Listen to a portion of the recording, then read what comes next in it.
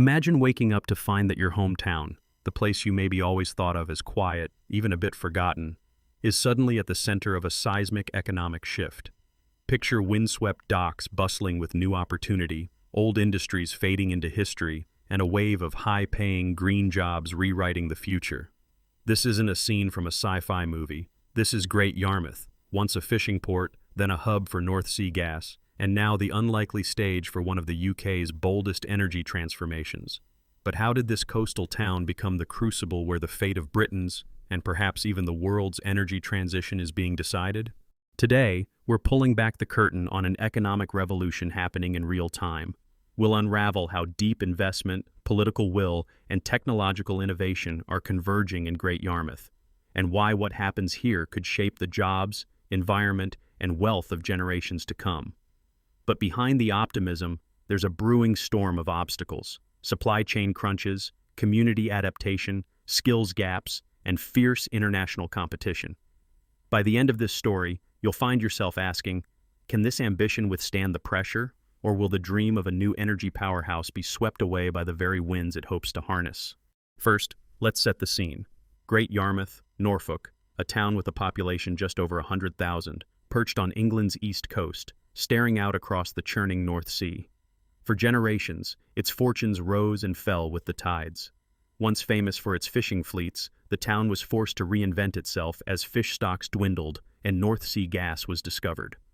By the late 20th century, gigantic rigs and supply vessels dominated the skyline, and thousands of locals found work supporting Britain's insatiable appetite for natural gas. But as the 21st century dawned, the story began to shift again. North Sea reserves have been declining for decades, forcing a hard reckoning. How could Great Yarmouth avoid slipping into economic decline as traditional industries faded? The answer, as it turns out, lay on the horizon, quite literally. The winds that battered its shores weren't just a fact of life, they were an untapped resource. Enter the era of offshore wind, with climate change demanding urgent action and the UK government setting ambitious targets for net zero carbon emissions. The North Sea, once a symbol of fossil fuel prosperity, was about to become a testing ground for renewable innovation. Companies like RWE, multinational energy giants, saw the perfect storm of conditions: established port infrastructure, an adaptable workforce with technical know-how, and strong local political support. Fast forward to today, and the numbers are staggering. RWE, one of the world's leading renewable energy developers, has committed over $4 billion to the Norfolk offshore wind zone, a mega project consisting of 3 enormous wind farms: Vanguard West, Vanguard East, and Boreas. These wind farms promise to generate enough clean energy to power more than 4 million UK homes. For a town like Great Yarmouth, that's not just a statistic, it's a lifeline.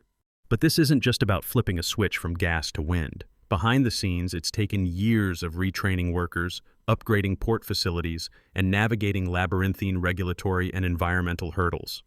The Port of Great Yarmouth is investing £60 million in new cranes, deep water berths, and state-of-the-art logistics to handle the 85-meter-long turbine blades and the next generation of service vessels. Local colleges are launching specialized wind technician programs, with RWE pledging to recruit from within the community. And the numbers go even further. According to the East of England Energy Group, there's a projected 25% bump in apprenticeship opportunities locally by 2028, and over 300 indirect jobs expected in the supply chain by 2026. Councillor Daniel Candon, the Cabinet Member for Economic Development, is quick to point out what this means for local people.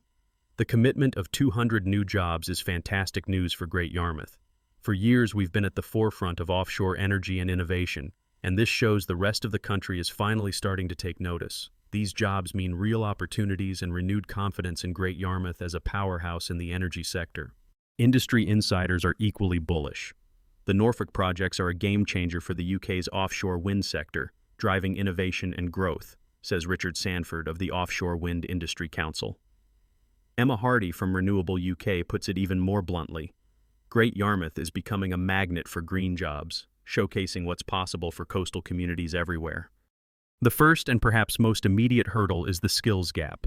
Transitioning workers from old industries like gas to cutting-edge offshore wind isn't as simple as handing out new high-vis jackets.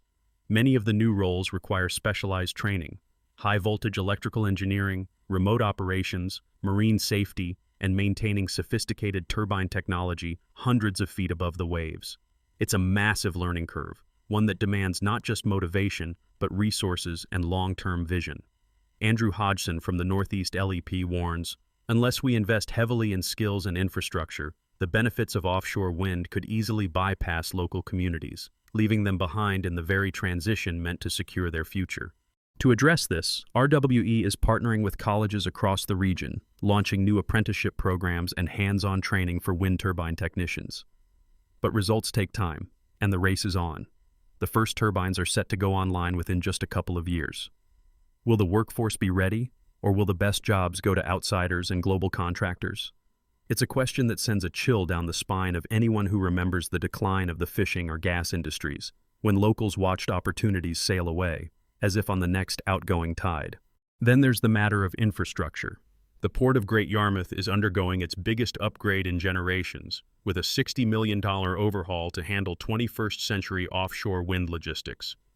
Giant vessels, specialized cranes, and heavy-lift docks are on order, but supply chain issues, especially delays in manufacturing and shipping critical components, threaten to slow progress.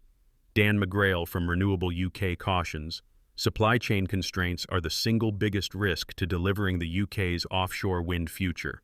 If we don't invest in domestic manufacturing, we could find ourselves at the mercy of global bottlenecks and rising costs. The money at stake is enormous. The Norfolk wind zone alone is expected to contribute £530 million annually to the UK economy once up and running. Local SMEs are already vying for contracts in turbine blade production, subsea cabling, and vessel maintenance. The Crown Estate has committed $5 million to help local suppliers scale up. Yet, with global demand for offshore wind hardware soaring and fierce competition from China, Germany, and the US, every week of delay could mean lost business, missed opportunities, and mounting frustration for entrepreneurs on the ground. Crucially, there's also the question of community adaptation. Not everyone in Great Yarmouth feels empowered or included by the rapid changes. There are concerns about housing pressures, rising living costs, and whether the promised prosperity will truly filter down to residents, or simply pass overhead, much like the giant turbines themselves. Community engagement is ongoing, but patience can wear thin, especially for those who've been burned by broken promises before. Environmental concerns remain firmly on the table. Offshore wind is clean in operation, but the construction phase brings its own risks: disruption to marine ecosystems, noise, and the carbon footprint of manufacturing and installing thousands of tons of steel and rare earth metals. Local fishers and conservationists are demanding robust impact studies and ongoing transparency, determined not to see their part of the North Sea sacrificed on the altar of green growth. And finally, there's the big strategic question. Can Great Yarmouth hold its position as a leader in offshore wind, or will it become just another cog in a global supply chain dominated by foreign capital and outside interests?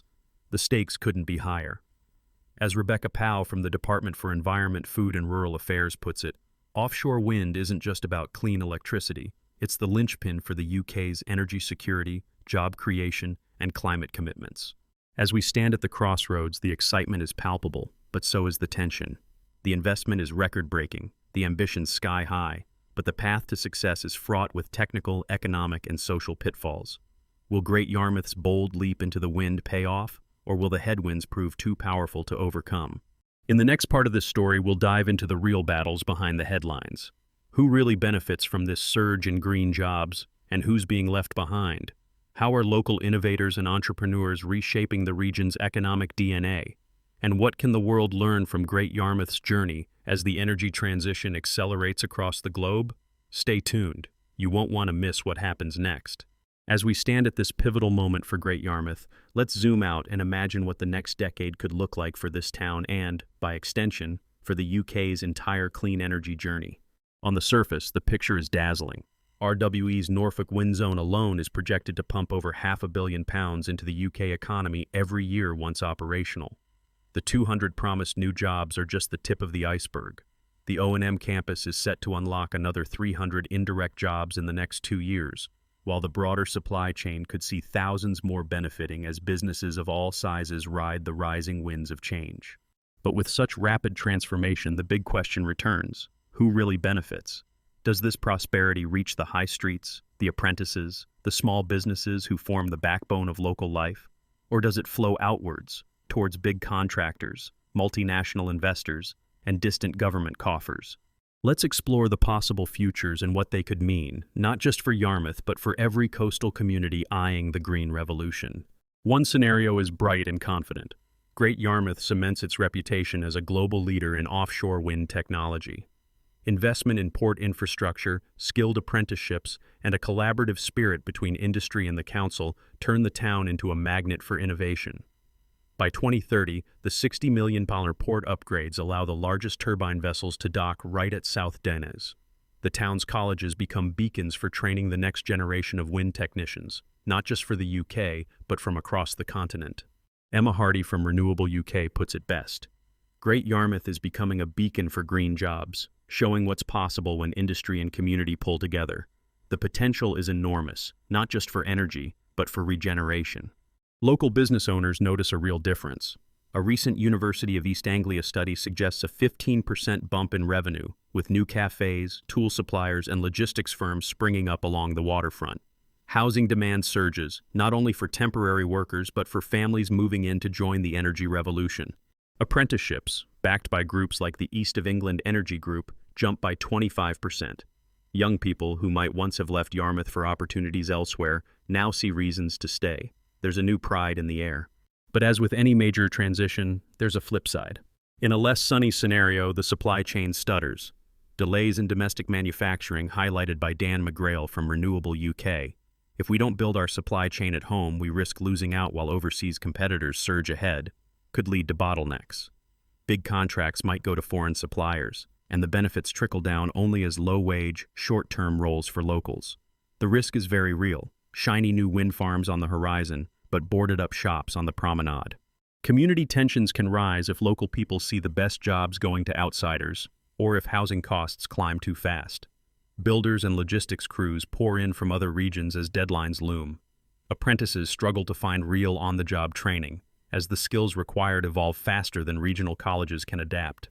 There's also the environmental balancing act. While offshore wind is vastly cleaner than gas or coal, construction and maintenance still impact marine life, coastal habitats, and fishing routes. Rebecca Powell from the Department for Environment, Food and Rural Affairs stresses, offshore wind is vital for our net zero strategy, but it must be delivered in harmony with communities and our unique coastal habitats. Then, take a moment to imagine a third future, a diversified energy landscape. Yarmouth leverages its strengths in offshore wind to pioneer new energy solutions, hydrogen generation, advanced battery storage, maybe even carbon capture. Major players like Siemens and Aker Solutions invest further, establishing R&D hubs along the Norfolk coast. New sectors bloom, making the town's economy resilient to the next wave of global disruption. Whichever path emerges, one thing is clear.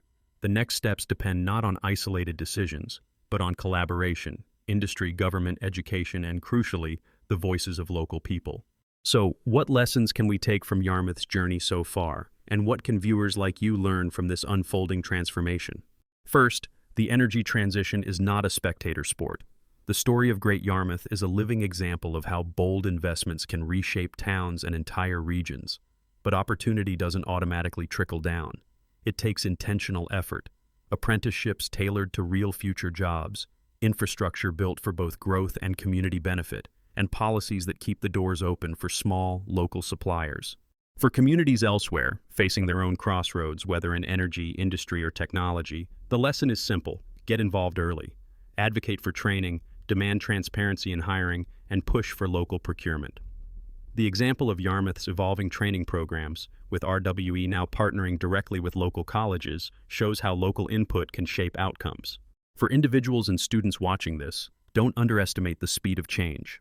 The jobs of tomorrow, wind turbine technician, marine engineer, logistics planner for green hydrogen, may not have existed when you started school, but they're growing fast. Ask your colleges and councils about what new apprenticeships and retraining options are available now. Reach out to local energy groups like the EEEGR to stay ahead of the curve. Small business owners, now is your moment. The supply chain breakthrough will be shaped by those who can pivot quickly, from marine services to catering, from hospitality to digital logistics.